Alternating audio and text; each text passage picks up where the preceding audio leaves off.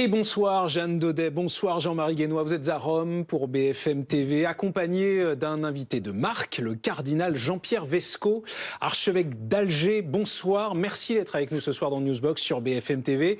Vous faites partie des 133 cardinaux qui ont voté hier à l'occasion d'un conclave que l'on pourrait qualifier d'express. Il s'est terminé par une victoire haut la main de Robert Francis Prévost. D'abord, ma première question, Monseigneur, c'est est-ce que vous le connaissez personnellement, le nouveau pape Léon XIV ? Je l'ai connu, oui, pendant les congrégations générales. Donc, on a échangé à plusieurs reprises et j'ai eu l'occasion de découvrir cette personnalité simple, humble, directe, franche. Et donc voilà, mais pas plus que ça. On n'a pas travaillé ensemble.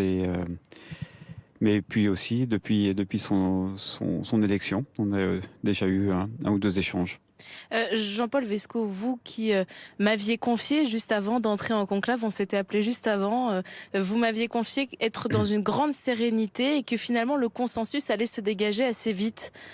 Vous aviez été un peu visionnaire. 4 tours d'élection et le voilà, cette fumée blanche, le voilà, ce nouveau pape. Pourquoi ce consensus finalement? Vous n'aviez pas de doute et il n'y en a pas eu pendant ce conclave? On peut. Alors je n'avais pas de doute et j'avais aucune raison de ne pas avoir de doute parce que je n'avais aucune information, c'était de l'ordre de l'intuition et cette rapidité nous a surpris nous-mêmes. Voilà, il s'est passé quelque chose qui est passé par nous mais qui nous a aussi très largement dépassé. Voilà, hier on aurait pu, si on avait été dans une logique humaine, être encore en conclave, être encore en train d'essayer de pousser des pions. Mais tout d'un coup, mystérieusement, le consensus s'est fait, voilà, d'un vote sur l'autre, sans qu'il y ait eu de parole, sans qu'il y ait de possibilité de parole même, sans qu'il y ait eu de consigne de vote. Et ça nous a surpris. Et ce qui nous a surpris surtout, c'était la joie profonde qui habitait notre cœur à tous, voilà. Monseigneur, on n'avait pas le droit, et nous respectons ce secret évidemment, vous êtes frappé d'excommunication si vous le rompez, donc c'est quelque chose de très sérieux.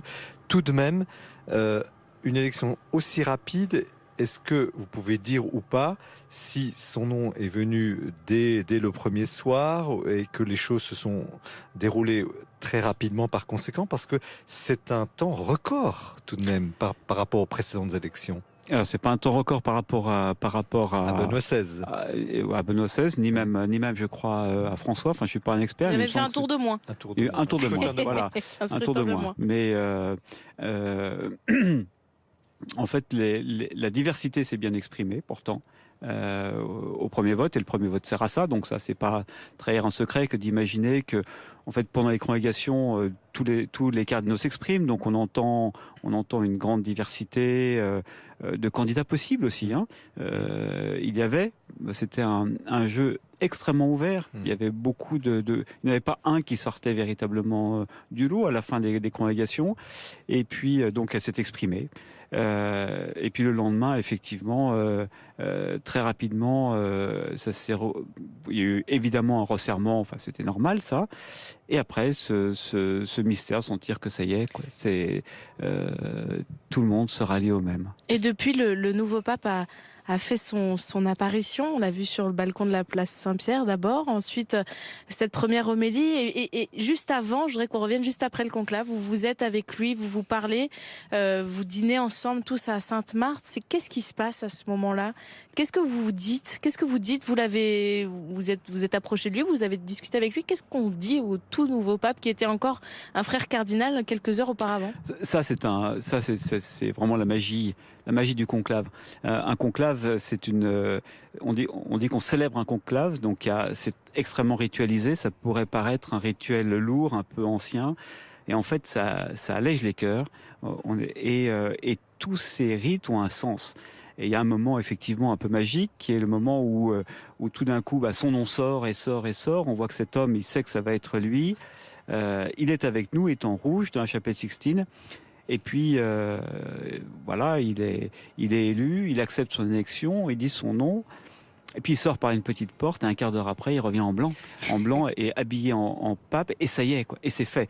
On passe les uns après les autres devant lui, on lui donne l'accolade, on fait d'une certaine manière un geste de reconnaissance, Et puis le voilà devant cette foule extraordinaire. Et puis après, c'était simplement, je crois, la joie d'être ensemble. Et c'est ça qui nous a transportés. Il s'est rien passé de spécial. Il s'est assis à la table qui était prévue pour lui.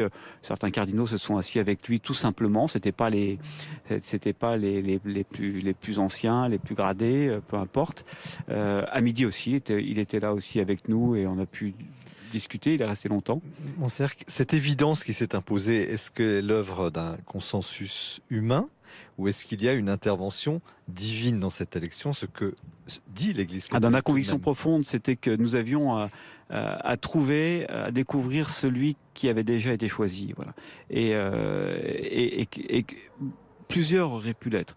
Et ce qui est bizarre, c'est qu'au début, pendant les congrégations, on ne s'est pas dit, mais c'est évident. Maintenant qu'il est élu, on se dit, mais c'est évident. Voilà, il remplit toutes les conditions humainement. Et en fait, non, pour nous, véritablement, on a eu cette impression. J'ai eu cette impression, mes voisins ont eu cette impression, et des personnes qui, voilà, que quelque chose était passé par nous, et ça, c'est la grâce du conclave. C'est une prière, c'est une célébration. Il se passe quelque chose qui fait que, à la fin, c'est pas une élection qui peut s'expliquer avec des critères normaux d'analyse politique d'une élection, parce qu'une vraie élection, il y a toujours un perdant et un gagnant. Il y a le camp qui rit et le camp qui pleure.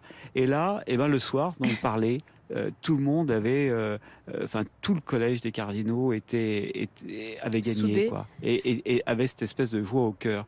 Et cette joie qui vient tranquille, on n'était pas on n'avait pas gagné un match justement, mais qui monte et qui est là, paisible, une belle soirée paisible. Robert Francis Prévost est devenu Léon XIV. Déjà, est-ce que vous étiez surpris par ce nom, Léon?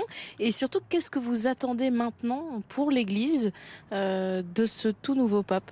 Alors oui, Léon, quand il nous a dit Léo, c'était effectivement surprenant. Autant François avait claqué sur la place Saint-Pierre, on s'est dit qu'est-ce qui va se passer avec ce Léon XIV? Alors évidemment, ça fait penser à Léon XIII. Il nous a pas expliqué, il nous a pas donné les raisons. Ça fait penser à ce pape, voilà, social de Léon XIII. Le père de la doctrine sociale de l'Église. Exactement, le père de la doctrine sociale de l'Église. Est-ce qu'il va s'inscrire forcément dans cette ligne-là? Est-ce que c'est ça qu'il a choisi? Mais finalement, hier, quand on était sur la place Saint-Pierre, Léon, et ça y est, c'était parti, quoi. On voyait que ça chantait, que c'est... Et qu'est-ce que vous attendez dans les années à venir, dans les tout prochains jours, les années à venir, les mois à venir de ce pape? On a senti que ce pape inspirait confiance à tous.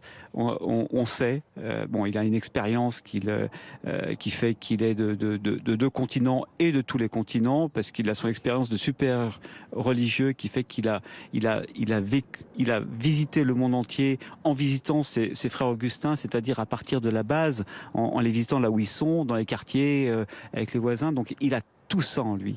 Il a tout ça en lui. Et en même temps, tout le monde dit que c'est un homme qui sait travailler en équipe, et on sent qu'il y avait ce besoin-là. J'espère, moi, qu'il va être comme François. Il est comme François. Sa théologie, sa façon d'être, sa vision part des personnes. Et ça, on le sent immédiatement. Et puis, il aura sa personnalité propre. Et je crois que c'est le pape, je suis sûr que c'est le pape qu'il fallait pour notre Église aujourd'hui. Comme d'habitude, comme c'était le cas de François, comme c'était le cas de Benoît, comme c'était le cas de Jean-Paul II. C'est ça qui est merveilleux, c'est ça qui est absolument incroyable. Et nous, cardinaux, on y est pour tout et on n'y est pour rien. Merci beaucoup. Merci Monseigneur Jean-Paul Vesco d'avoir été avec nous. Merci beaucoup aussi Jean-Marie Guénois. Voilà pour cette interview, ces quelques mots de Monseigneur Vesco après le conclave.